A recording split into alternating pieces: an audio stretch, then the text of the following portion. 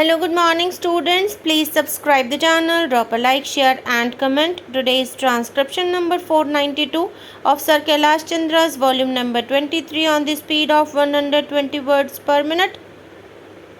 Start.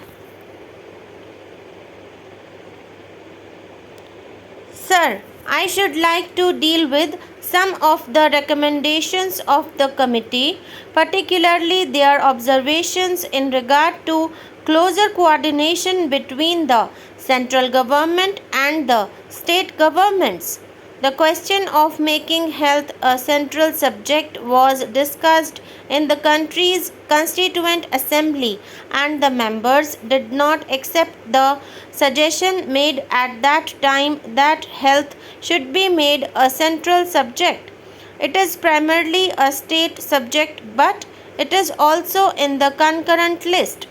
But, sir, we feel that this was reflected this morning in the answers of the Minister of Health to a short notice question on cholera in Odisha, that there is not sufficient coordination between the central government and the state governments. Cholera has broken out in Odisha.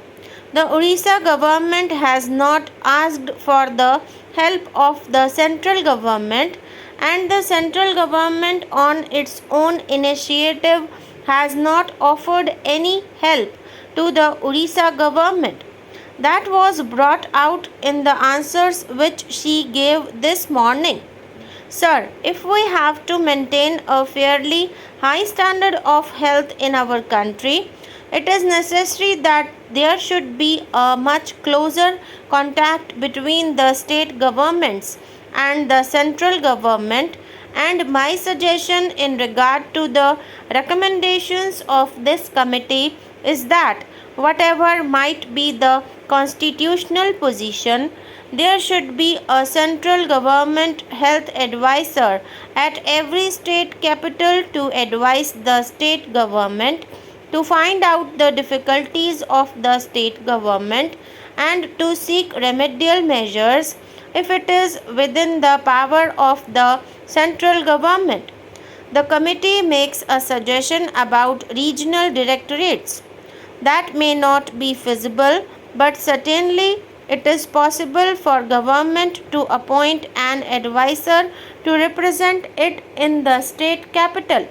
The second suggestion that I would like to make in regard to the main recommendations of the committee is that whatever might be the difficulties, we must make a start with regard to the evolution of a national health scheme on the basis of the scheme which is in force in England. In England, any person who makes a contribution of 5 shillings a week can get all the benefits under the National Health Scheme. That is not the rate at which we can get comparable services in our hospitals. A question may be raised that a national health scheme may not be financially feasible in India. The committee has made a recommendation that the Life Insurance Corporation, for example, should periodically check the health of persons who get themselves insured by the Life Insurance Corporation. If this recommendation is accepted, probably life insurance business will lapse because many people are afraid of getting themselves examined by the Life Insurance Corporation. I would like to make a suggestion that on the basis of cooperative health schemes which are in force in the United States and elsewhere, the Life Insurance Corporation may make a beginning in regard to a national health scheme. It is not difficult. The difficulties are not insuperable. The Employees State Insurance Corporation is going to add about 11 lakhs in the state of Gujarat this year, and if the 11 lakhs are added to the number of those who are getting the benefits of the Employees State Insurance Scheme, at the end of the next year, there will be as many as 83 lakhs covered by that scheme.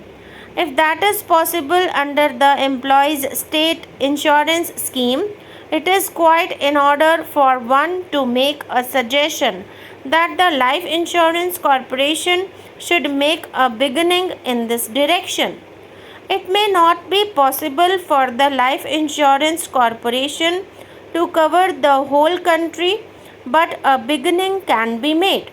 I would like to refer also to the recommendation made by the committee in regard to the medium of instruction in the medical colleges. The committee has recommended that English should be the medium of instruction in medical colleges and English should be the medium of instruction for nurses also. I am not in agreement with the committee's recommendation that the nurses should be taught in English. Nurses have got to deal with people who may not know the English language. As far as doctors are concerned, if this country has to keep itself abreast of other countries in the world of medicine, it is necessary that the English medium should be retained. The House will watch with great interest what the Minister has got to say in reply to this salient recommendation of the committee, because on the stand that the Government of India is going to take on this subject will depend the future of medical education in our country. I would like to make an observation that somehow doctors feel that the standards of medical education are going down in every state on account of the forces of nepotism and favoritism being at work in regard to the selection of professors in medical colleges and in regard to the general apathy of students to receive instructions from teachers.